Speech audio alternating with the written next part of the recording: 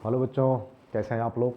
सबसे पहले तो आप सभी का बहुत बहुत स्वागत है यूथ इंजीनियर्स एकेडमी के यूट्यूब प्लेटफॉर्म पर। मैं हूं संजय तिवारी और जैसा कि आपको मालूम है मैं मैकेनिकल डिपार्टमेंट से हूं और इसमें हम लोग मैकेनिकल में एक लेक्चर सीरीज चला रहे हैं इंजीनियरिंग मैकेनिक्स की, जिसमें हम लोगों ने पहला चैप्टर पढ़ लिया है जिसका नाम था फोर्स एनालिसिस, और इस समय दूसरा चैप्टर चल रहा है जिसका नाम है फ्रिक्शन, घर्षण बल।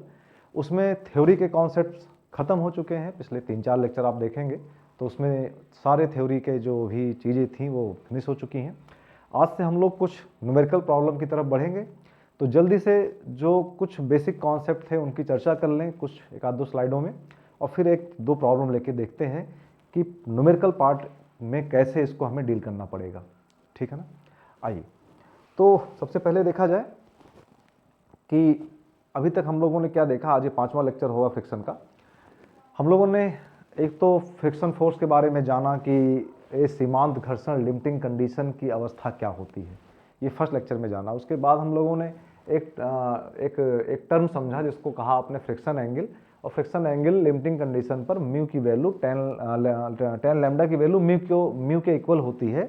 म्यू का मतलब क्या है, फ्रिक्शन कॉफिशिएंट, और फ्रिक्शन कॉफिशिएंट सिर्फ और सिर्फ दो सरफेस के रफनेस पे डिपेंड करता है। सरफेस किस मटेरियल का बना है इससे मैटर नहीं है, बस वो कितना चिकना है कितना खुदड़ा है इस पर ही डिपेंड करेगा।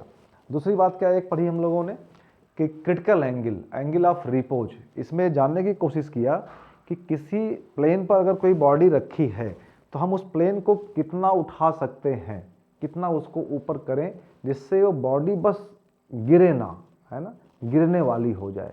मतलब किसी इंक्लाइन प्लेन पर कितने एंगल तक किसी बॉडी को हम रेस्ट कंडीशन तक रोक सकते हैं, यहाँ ये जानने की कोशिश किया। तो पता चला लिमिटिंग कंडीशन पर ये वैल्यू कितनी आती है, म्यू इक्वल टू 10 अल्फा आती है, और पिछली स्लाइड में म्यू इक्वल टू 10 लैम्डा आया था। उन दोनों को इक्वेट करने के बाद हम पाते हैं कि अल्फा इक्वल टू लैम्डा होता है।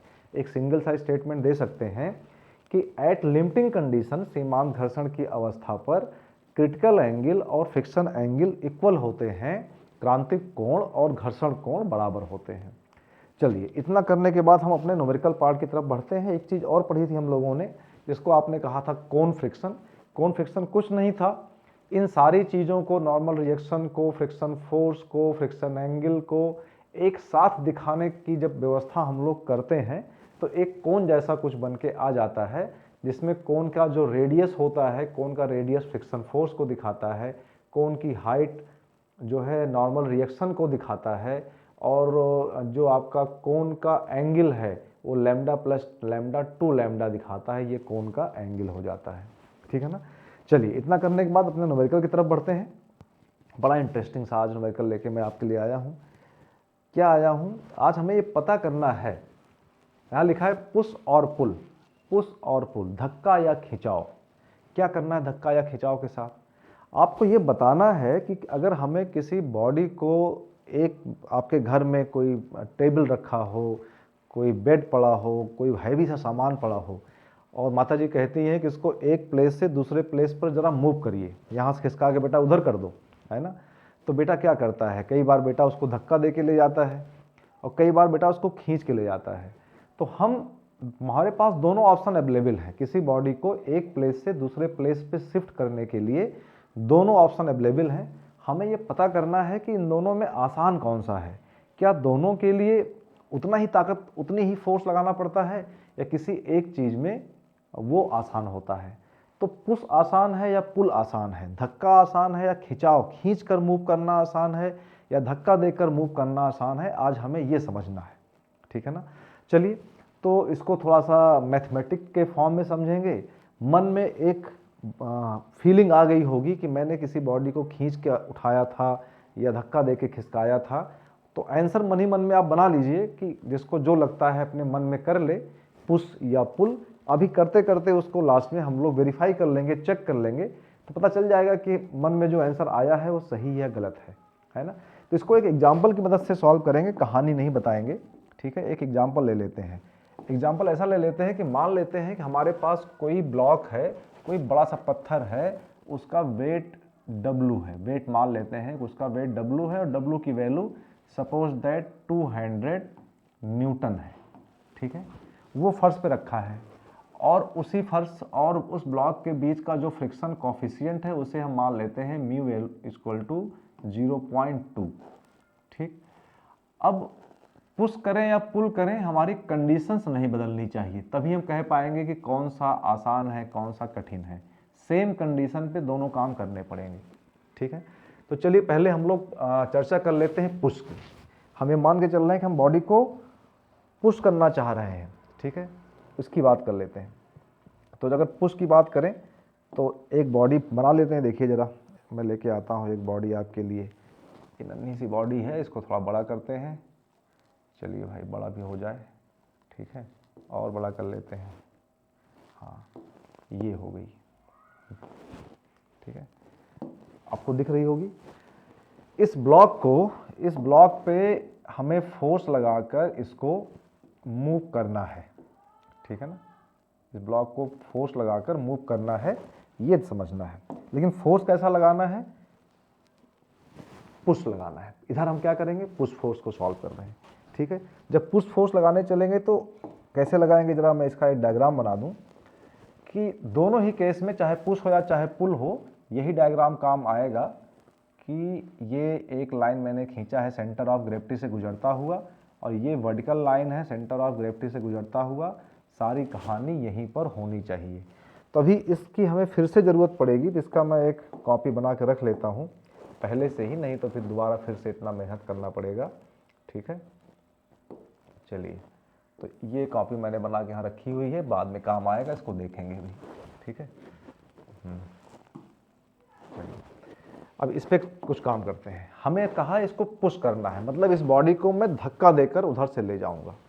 ठीक है, तो अभी सपोज दैट हमसे कहा गया इस बॉडी को आप एक एंगल पे धक्का दें, ऐसे करके। मैं किसी बॉडी को इस टाइप से ऐसे धक्का देकर आगे मूव करना चाह रहा हूँ, है ना। तो ये हमें पी फोर्स नहीं मालूम है कितना लगाना है। हाँ, ये हमें कहा गया है कि जो आप पुश करें या पुल करें एंगल सेम होना चाहिए। हमने मान लिया आसानी के लिए कि ये एंगल 30 डिग्री है, ये भी गिवन है ना। यहाँ लिख लेते हैं कि theta is equal to 30 degree भी गिवन है। ठीक है, ये भी गिवन है ना। अब कहा जा रहा है कि P की वैल्यू क्या होगी अगर इस वेट का ब्लॉक 200 है और फ्रिक्शन कोएफिशिएंट 0.2 है इस ब्लॉक और सरफेस के बीच में, तो इसको धक्का देकर उधर मूव करने के लिए हमें P की वैल्यू क्या होनी चाहिए, कितना फोर्स लगाना पड़ेगा, कितनी ताकत लगानी पड़ेगी। ठीक है, करना कुछ नहीं है। पहले चैप्टर में हम लोगों ने FBD बनाना सीखा है, उसी FBD को यहाँ बनाएंगे, है ना। और हमेशा की तरह जैसे मैं कहता हूँ कि FBD बनाने का मतलब क्या है, दोनों ब्लॉक को हवा में मानिए, एयर गैप बना के देखिए तो आपको पिक्चर क्लियर होगी। आइए देखते हैं। ठीक है, तो मैं क्या करता हूँ, इसमें और फर्श के बीच में एयर गैप कर देता हूँ। ये देखिए, दोनों के बीच में एयर गैप हो गया। ठीक है, अब यहीं पर इसके FBD बनने की बात होती है। इसका वेट डाउनवर्ड काम करेगा, जाहिर सी बात है। रुकिए ज़रा, है ना। ये वेट यहाँ डाउनवर्ड मैं दिखा रहा हूँ, डाउनवर्ड काम करता हुआ दिखाई पड़ रहा है W। और इन दोनों के बीच में जो रिएक्शन आएगी, मैं बार बार आपको कहता हूँ कि रिएक्शन को महसूस करिए हाथों के दर्द से। और हाथों में दर्द कैसे हो रहा है, ये फर्श और इस ब्लॉक के बीच में जो हवा बनी है बीच में है, मैं इसमें अपने हाथ को ऐसे डाल देता हूँ। जब हाथ को डाल देता हूँ तो हाथ दबेंगे और दबने की वजह से हाथ में दर्द होगा। और ये बार बार बता रहा हूँ मैं आपको कि कंप्रेशन का सिंबल, है ना, दबाव का सिंबल हम ये बनाते हैं। ये मेरे हाथ की मोटाई थी, इस हाथ में दर्द हो रहा था, तो ये सिंबल कंप्रेशन का है। और अगर टेंशन से वजह से दर्द हो रहा होता तो मैं कहता कि ये सिंबल टेंशन का है, ये सिंबल कंप्रेशन का है और ये टेंशन का है। ठीक है ना। तो इसकी वजह से मैं यहाँ पे दिखा क्या रहा हूँ कि यहाँ पर मेरे हाथों में इस टाइप का फोर्स महसूस हो रहा है। ठीक है, इस टाइप का एक फोर्स महसूस हो रहा है, इसी को कह रहे हैं रिएक्शन। और क्योंकि हम FBD बना रहे हैं ब्लॉक की, तो हमें इस फोर्स से कोई मतलब नहीं है, इससे हमें कोई मतलब नहीं है, जो वास्ता है इससे है। अब यहीं पर by the law of transmissibility हम इस फोर्स को चाहे यहाँ दिखाएं और चाहे यहाँ से हटाकर इसको यहाँ से हटा दिया जाए और ऊपर दिखा दिया जाए। लॉ ऑफ ट्रांसमिसिबिलिटी ने हमें ये सुविधा दिया है कि उसी की लाइन पर हम फोर्स को चाहे यहाँ दिखाएं और चाहे उठाकर इसी लाइन पर ऊपर कर दें, तो उसी रिएक्शन को मैं यहाँ दिखा सकता हूँ। मतलब सेम वैल्यू फर्श पे नीचे लग रही है और वही वैल्यू ऊपर बॉडी पे ऊपर लग रही है, तो आप कहेंगे ये एक्शन हो गया, ये एक्शन हो गया और ये रिएक्शन हो गया। इसलिए आप कहते हैं action is equal to reaction. बात समझ में आ रही है? तो इतनी बात तो चर्चा हो गई। ये देखिए हमें ये बीडी बन गई इस पे, ठीक। अच्छा, दूसरा फोर्स बात क्या हुई? अब बात करते हैं फ्रिक्शन फोर्स की। आप P की वैल्यू को बढ़ा रहे हैं, पहले थोड़ा लगाया, फिर और थोड़ा बढ़ते बढ़ते बढ़ते इतना पहुंच गए कि अब आपको लग रहा है कि बॉडी जस्ट मूव करने वाली है। तो आपने P जब लगाया है, इस अवस्था तक पहुंच चुके हैं कि बॉडी हमारी लिमिटिंग कंडीशन पे आ चुकी है। मतलब P की वैल्यू इतनी है कि अगर जरा सा भी आगे और बढ़ा दिया, P की वैल्यू को थोड़ा भी और बढ़ा दिया, तो बॉडी मूव कर ही जाएगी, उसमें स्टैटिक कंडीशन खत्म हो जाएगी, मोशन में आ जाएगी। ये बात समझ में आ रही है? जब बॉडी लिमिटिंग कंडीशन पे है और उसकी वजह से इस बॉडी में जो मोशन है वो मोशन इस तरफ होना है, this is the direction of motion. तो फ्रिक्शन फोर्स किधर काम करेगा? फ्रिक्शन फोर्स काम करेगा मोशन के विपरीत। फ्रिक्शन फोर्स कभी फोर्स का अपोज नहीं करता। ऐसा कभी नहीं हो सकता कि आप कहें कि फ्रिक्शन फोर्स अप्लाइड फोर्स का अपोज करता है ना। Friction force opposes the motion of the body, body के गति का विरोध करता है। तो गति की टेंडेंसी इस तरफ है, तो फ्रिक्शन फोर्स इधर लगेगा। अब बात आती कहाँ लगेगा? तो भाई फ्रिक्शन फोर्स बॉडी के सीजी पे तो कतई नहीं लगता है, रियल में तो लगता नहीं है। लगता कहाँ पे है? दो सरफेस आपस में जहाँ संपर्क में आते हैं, है ना, वहीं पे लगता है। अच्छा, ये जो लाइन मैंने वेट की लाइन छोटी सी बना रखी थी, इसको थोड़ा बड़ी कर देते हैं, नहीं तो कन्फ्यूजन पैदा होगा। ये लाइन वेट वाली लाइन ये नीचे कर दें, तो ये हमारी वेट की लाइन है। वेट, और वेट की वैल्यू कितनी है? आपने लिखा है 200 न्यूटन। बात क्लियर हुई? फ्रिक्शन फोर्स कहाँ लगेगा? फ्रिक्शन फोर्स इस बॉडी के इस सरफेस पे लगेगा, इस सरफेस पे, है ना। वो सेंटर पे कभी नहीं लगेगा। सेंटर पे क्यों लगेगा? सेंटर को क्या पता कि बॉडी पे ये सरफेस पे रफनेस कितना है, जहां रफनेस है वहीं तो लगेगा। और बॉडी में मोशन इस तरफ है, इसलिए इस सरफेस पे फ्रिक्शन फोर्स इधर दिखाई पड़ेगा। और क्योंकि बॉडी लिमिटिंग कंडीशन में है, तो फ्रिक्शन फोर्स की वैल्यू मैक्सिमम होगी, है ना। पहली बात तो मैक्सिमम होगी, और मैक्सिमम होगी तो कितनी होगी? आप कहते हैं म्यू आर होती है, और म्यू की वैल्यू कितनी मालूम है? 0.2 मालूम है, तो 0.2 आर होगी। इतनी बात समझ में आ गई? अच्छा, एक बात बड़ी इंपॉर्टेंट सी है जिसका इस क्वेश्चन से कोई वास्ता नहीं है, आगे लेकिन काम आएगा। फ्रिक्शन फोर्स कभी भी एक बॉडी पे नहीं लगता है, क्योंकि ये जो पैदा हुआ है वो इसकी और फर्श की दोनों के जो संपर्क है, दोनों के बीच का जो स्लाइडिंग मोशन है, दोनों के बीच की जो रफनेस है, इसकी वजह से पैदा हुआ है ना। ऐसा नहीं है कि अकेले इस बॉडी की वजह से फ्रिक्शन फोर्स पैदा हुआ ना। फ्रिक्शन फोर्स इस सरफेस और इस सरफेस की सहयोग से पैदा हुआ है। तो अगर ये सतह ना होती, ये प्लेन ना होता, तो फ्रिक्शन फोर्स भी कहाँ से आता, है ना। तो ये फ्रिक्शन फोर्स ऐसा नहीं केवल इसी पर लगेगा, इस पर भी लगेगा। लेकिन लेकिन लेकिन खास बात क्या है कि अगर फ्रिक्शन फोर्स इस बॉडी पर इधर लग रहा है, तो इस बॉडी पर फ्रिक्शन फोर्स उतना ही लगेगा, लेकिन उसकी डायरेक्शन उल्टी होगी। ये भी कितना होगा? 0.2 आर। फ्रिक्शन फोर्स इधर भी लगेगा, वैल्यू वही रहेगी, लेकिन डायरेक्शन अपोजिट रहेगा। बस मजे की बात क्या है कि हमें यहाँ पर प्लेन से कोई मतलब नहीं है। अगला क्वेश्चन करेंगे तो प्लेन से भी मतलब रखेंगे, इसलिए इसकी कोई चर्चा नहीं करता है ना।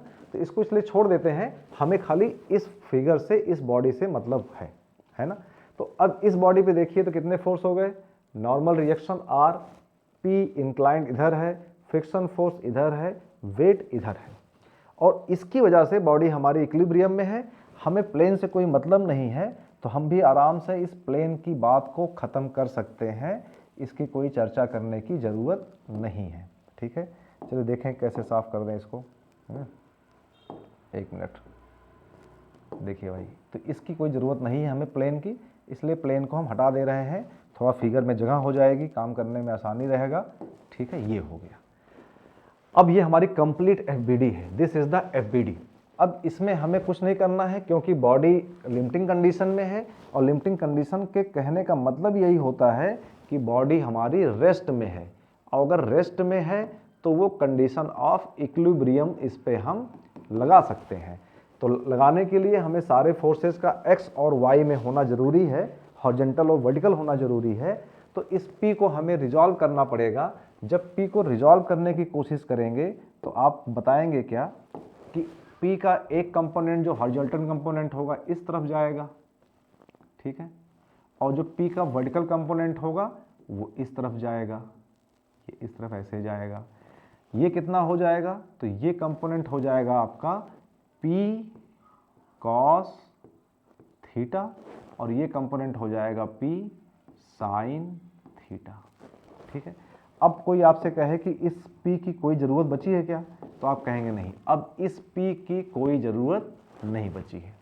अब देखिए बॉडी पे कितने फोर्स लग रहे हैं, हॉरिजॉन्टल कितने लग रहे हैं, तो इस बॉडी पर हॉरिजॉन्टल फोर्स दो हैं, फ्रिक्शन फोर्स इस तरफ और P कॉस थीटा इस तरफ।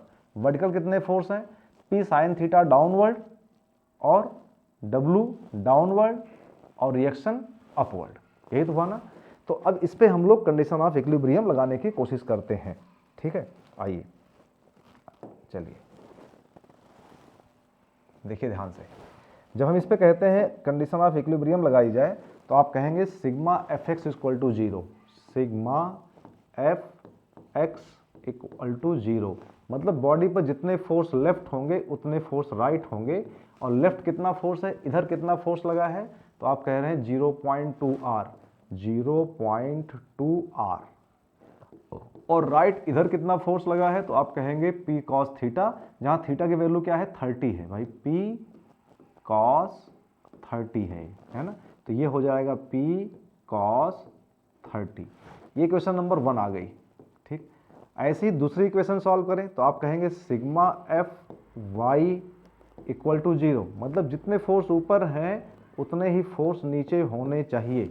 तो ऊपर कितना फोर्स है R, और नीचे कितना फोर्स है P साइन 30, मतलब साइन थीटा मतलब साइन 30, तो P साइन 30 डिग्री, ये वाला फोर्स नीचे है, और प्लस 200, ये फोर्स भी नीचे है, ये इक्वेशन नंबर 2 है, ठीक है। इन्हीं दोनों को सॉल्व करके हमें P निकालना है। तो एक आसान रास्ता क्या है कि R की वैल्यू को निकाल के यहाँ पे पुट किया जाए, ठीक है। चलिए अब देखते हैं R की वैल्यू को निकाल के यहाँ पे पुट करने पे क्या आता है, बहुत ध्यान से देखिए तो, ठीक है। तो अब आप लिख सकते हैं यहाँ पे कि 0.2 R के प्लेस पे क्या हो गया, P sine 30 plus 200 equal to P cos 30, ठीक है ना। ये वैल्यू आपके पास आ गई, यहाँ से सॉल्व करना है तो ये आपका हो गया, ये साइन 30 की वैल्यू 1/2 होती है, तो आपका आ गया 0.2 डिवाइड बाई या मल्टीप्लाइड बाई 0.5 कर दें, मल्टीप्लाइड बाई 0.5 P, ठीक है ना, प्लस यहाँ कितना हो जाएगा 0 0 2 2 जा 4, और पॉइंट लग जाएगा यहाँ पे, ठीक है, 40 आ जाएगा, is equal to P cos 30। अब हमें क्या करना है, P कॉमन लेना है, तो P इधर ले आइए cos 30 को, तो P कॉमन ले लेंगे, तो ये क्या हो गया आपके पास 5 2 जा 10.01, और इधर आ गया माइनस cos 30, और इधर हो गया माइनस का 40, तो P की वैल्यू क्या आ गई, जरा सॉल्व कर लें कैलसी लेकर। P की वैल्यू क्या आ गई कि माइनस का 40 divide by within bracket 0.01 minus cos 30 equal to आ गया 46.72 न्यूटन, 46.72 न्यूटन, ठीक है ना, 46.72 न्यूटन, ये वैल्यू आ गई आपके पास P की। ठीक है, मीन्स इस बॉडी को अगर हमें मूव करना है तो कम से कम इतना फोर्स लगाकर हम इसे मूव करेंगे। मैं फिर से बेटा एक बात कहना चाह रहा हूँ कि कैलकुलेशन मिस्टेक हो सकती है, इसलिए थोड़ा सा कैलकुलेशन में आप भी ध्यान दीजिएगा कि ऐसा ना होने पाए, है ना। तो मैंने कहा कि जब बॉडी को हम लोग धक्का देके इधर मूव करने की कोशिश करते हैं तो कुछ इस टाइप की वैल्यू आती है कि 46.72 न्यूटन पर हम इसको पुश करेंगे, ऐसे धक्का देंगे तो ये बॉडी मूव करना शुरू कर देगी, है ना। अब इसी बात को हमें ऐसे देखना है कि अगर इसको हम खींचते हैं तो खींचने पर क्या होने वाला है ना, ये बात समझनी जरा। पुल करते हैं तो क्या होने वाला है, ठीक है। आइए जरा पुल की बात कर लेते हैं कि पुल पे कैसे स्थित बनने की बात होती है। ठीक, आइए, ठीक है, इसको यहाँ ले आते हैं आप।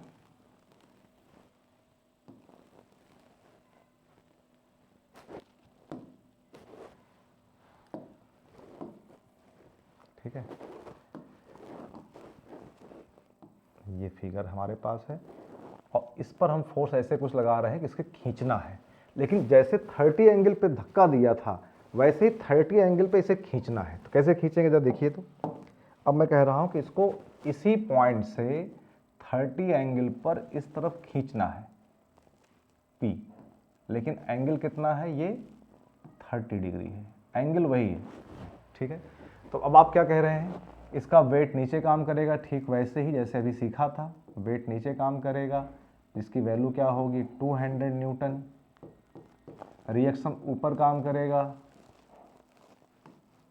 ठीक, और क्योंकि बॉडी में मोशन इस तरफ होना है तो फ्रिक्शन फोर्स इस तरफ काम करेगा, फ्रिक्शन फोर्स इसमें इस तरफ काम करेगा जिसकी वैल्यू होगी F equal to mu R, है ना। इसकी वैल्यू होगी F equal to mu R 0.2 R, ठीक है, 0.2 R।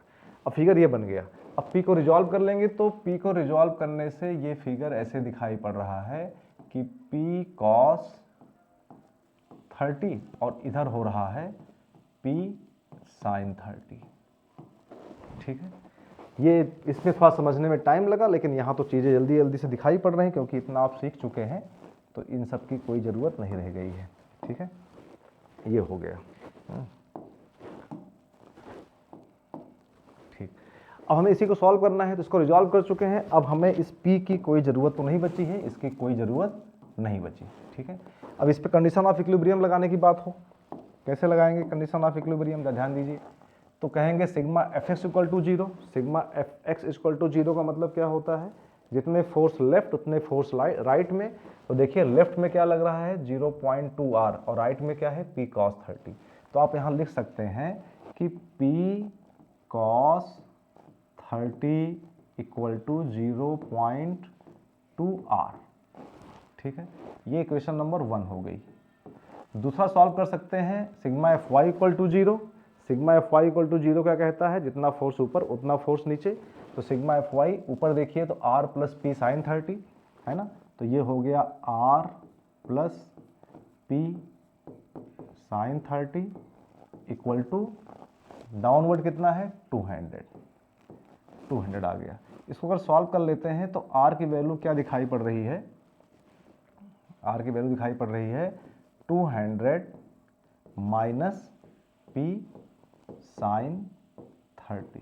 ठीक है ना, जरा इसको ध्यान दीजिएगा, यहाँ मैं जो चीज़ बताना चाह रहा हूँ, ठीक है, ये बड़ी इंपॉर्टेंट चीज़ है। सारा खेल इसी का है कि कौन सा आसान है कौन सा कठिन है। देखिए क्या है, किस चीज़ की बात कर रहा हूँ मैं। ये जो आपको इक्वेशन दिख रही है ना, इसको बहुत गौर से देखिएगा। अभी पहले एक बार सॉल्व कर लेते हैं फिर इसको देखते हैं, है ना, एक बार इसको कर लेते हैं। ठीक, ऐसे ही फिर यहाँ पर भी आपको ये इक्वेशन मिली थी, है ना, यही इक्वेशन आपको यहाँ भी मिली थी एक बार। ठीक है, यहाँ ये नहीं, ये वाली। ठीक है, ये इक्वेशन आपको यहाँ भी मिली है। क्या मिली है, R की वैल्यू मिली है। R एक बार हम लोगों ने वहाँ कैलकुलेट किया है और एक बार यहाँ कैलकुलेट किया है। ठीक है, तो इसी को ज़रा ध्यान से देखना है। ठीक, अभी देखेंगे यहाँ R की वैल्यू आती है 200 माइनस पी साइन 30 और यहाँ आती है 200 प्लस पी साइन 30। सारा खेल इसी प्लस माइनस का ही है। ठीक है। अब करते क्या है, इस r की वैल्यू को, ये जो हमें r मिला है, इसको रिप्लेस कर देते हैं कहाँ से, इसको उठाकर यहाँ ले आते हैं और यहाँ रिप्लेस करते हैं, तो अपने को p मिलता हुआ दिखाई पड़ेगा। आइए चलिए p निकालते हैं। ठीक है, थोड़ा स्पेस हो जाए तो p निकाला जाए। p देखिए भाई, अब p लिखेंगे तो क्या लिखेंगे, p cos 30 is equal to 0.2, r के प्लेस पे क्या लिखेंगे, तो लिखेंगे 200 माइनस p साइन 30, ऐसे होगा। अब इसको जरा सॉल्व कर लेते हैं, तो ये आ गया अपने पास, p कॉमन अगर लेंगे यहाँ तो अंदर क्या बचेगा, cos 30 इससे बचेगा, और यहाँ से आपका 0.2 माइनस में आएगा, ये प्लस में हो जाएगा, प्लस 0.2 p कॉमन हो जाएगा, p तो कॉमन हो गया, 0.2 साइन 30, 0.2 साइन 30 बच जाएगा, और इधर बच जाएगा 0.2 इंटू 200। ये इक्वेशन आपको बचती हुई दिखाई पड़ रही है। यहाँ से p सॉल्व कर सकते हैं, ठीक है ना, कैलसी उठा लेते हैं। तो पहली बात तो 200 इंटू 0.2, ये आ गया 40 को डिवाइड करना है इस वैल्यू से, ब्रैकेट बंद करते हैं, यहाँ लिखते हैं cos 30 plus 0.2 sine 30, bracket close कर दें, इक्वल टू दबा दें, तो यहाँ पे आ रहा है 41.40 न्यूटन, ये वैल्यू आ रही है। मैं फिर से कह रहा हूँ, कैलकुलेशन मिस्टेक हो सकती है ना, तो आप भी एक बार चेक करिएगा। कॉन्सेप्चुअल मिस्टेक तो नहीं है, लेकिन क्योंकि बोर्ड के सामने खड़े होकर कैलसी चलाना मुश्किल रहता है, ये टेबल पे बैठ के कॉपी पे करना आसान दिखाई पड़ता है, तो ये हो सकता है। अब जरा समझा जाए कि ये हुआ क्यों, ऐसा क्यों हुआ कि खींचने में एक आंसर आता है और घसीटने में एक आंसर आता है। देखिए, धक्का देने में, पुश में हमें 46.72 मिला, एंड पुल में हमें 41.40 मिला। तो इससे ये बात स्पष्ट होती है कि pull is more easy than push, है ना। मतलब ये बात समझ में आ जाती है कि ये जो आपका, ये क्या है, ये तो पुल है, यहाँ आप खींचने की बात कर रहे हैं, यहाँ खींच रहे हैं, ये क्या है, ये पुल है, और ये क्या है, ये पुश है। तो यहाँ दिखाई पड़ रहा है कि पुल आसान होता है, किसी बॉडी को खींचना आसान होता है। अच्छा, ये सारा खेल क्यों हो, जरा ये समझ लें, क्योंकि आपने ये समझा है अभी तक कि जो फ्रिक्शन फोर्स होता है उसकी वैल्यू होती है म्यू आर। बॉडी को चाहे खींचना है चाहे धक्का देना है, मकसद तो ये है कि बॉडी उधर मूव करे। उधर मूव करने को विरोध करने वाला, उसका अपोज करने वाला मात्र एक शख्स है, और इसका नाम है फ्रिक्शन फोर्स। और वो डिपेंड करता है फ्रिक्शन कॉफिशिएंट पे, जो दोनों ही केस में सेम है, यहाँ भी 0.2 है, यहाँ भी 0.2 है। इसका मतलब जो विरोध करने वाला है वो ज़्यादा खेल कहाँ कर पाता है, रिएक्शन के फॉर्म में। तो जरा रिएक्शन देखा जाए, तो जब आप किसी बॉडी को धक्का देते हैं तो रिएक्शन की वैल्यू क्या आ रही है, p साइन 30 प्लस 200, और जब किसी बॉडी को खींचते हैं तो रिएक्शन क्या आती है, p साइन 30 और 200 का डिफरेंस है, 200 में प्लस किया जा रहा है, ये 200 में माइनस किया जा रहा है। ध्यान दीजिए, यहाँ क्या हो रहा है, 200 में कुछ प्लस किया जा रहा है। तो इसका मतलब क्या है, यहाँ से स्पष्ट हो रहा है कि ये जो रिएक्शन होगी, अगर इस रिएक्शन को मैं ये कहूँ कि रिएक्शन ऑफ पुश, और इस रिएक्शन को मैं ये कहूँ, इसको मैं ये कहूँ कि रिएक्शन ऑफ पुल, तो आप जरा मुझे बताइए कौन सा ज़्यादा है कौन सा कम है। तो आँख खोल के देखेंगे तो क्यों, 200 में कुछ प्लस करना और 200 में से कुछ कम करना, तो जाहिर बात है जो ये रिएक्शन है ये कम होगा और ये रिएक्शन ज़्यादा होगा। क्योंकि ये रिएक्शन ज़्यादा है, तो जब इसमें हम मल्टीप्लाइड बाई फ्रिक्शन कॉफिशिएंट करेंगे, इसमें हम म्यू से मल्टीप्लाई करेंगे और इसमें भी हम म्यू से मल्टीप्लाई करेंगे, तो ये जो फ्रिक्शन फोर्स आएगा, ये फ्रिक्शन फोर्स इस फ्रिक्शन फोर्स से ज़्यादा होगा। तो आप कह सकते हैं कि friction force in the case of push, धक्का देते समय फ्रिक्शन फोर्स ज़्यादा होगा और खींचते समय फ्रिक्शन फोर्स कम होगा। इसलिए हमें खींचने में कम फोर्स लगाना पड़ता है, क्योंकि फ्रिक्शन फोर्स जो विरोध करता है, अपोज करता है, उसकी क्षमता, उसकी ताकत यहाँ पे कम है, यहाँ पे ज़्यादा है। तो इस बात से स्पष्ट हो गए कि पुश और पुल में ज़्यादा आसान कौन सा है। तो आप कहेंगे भैया ये जो पुल है ये आसान है। अंतिम बात ये आई, किसी बॉडी को पुल करना आसान है और किसी बॉडी को पुश करना कठिन है। तो कोशिश करिएगा आज के बाद कि चीज़ों को खींच कर आगे बढ़ाया जाए, धक्का देकर ना बढ़ाया जाए। तो मुझे लगता है कि ये थोड़ा सा इंटरेस्टिंग सी बात आपके सामने आई होगी, मालूम भी होगा, महसूस भी किया होगा। फ्रिक्शन तो महसूस करने की बात है, आपको फील करने की बात है। तो फील कर पाएंगे तो आसान लगेगा, है ना। चलिए ठीक है, थैंक यू सो मच इस बात को समझने के लिए। और फिर से कह रहा हूँ, कैलकुलेशन मिस्टेक हो सकती है मुझसे, इसको चेक करिएगा। हो सकता है वैल्यूज में कुछ चेंजेज आए, लेकिन आप देखेंगे कि हमेशा ये वैल्यू इससे कम आएगी, कम आ रही है, इसलिए मैं थोड़ा सा आश्वस्त हूँ कि ये ठीक ही आंसर होगा, है ना। ठीक है, थैंक यू सो मच। तब तक पढ़ते रहिए। नेक्स्ट वीडियो में मिलेंगे, नेक्स्ट लेक्चर में मिलेंगे एक नए न्यूमेरिकल के साथ, बहुत इंटरेस्टिंग सा होगा। Best wishes.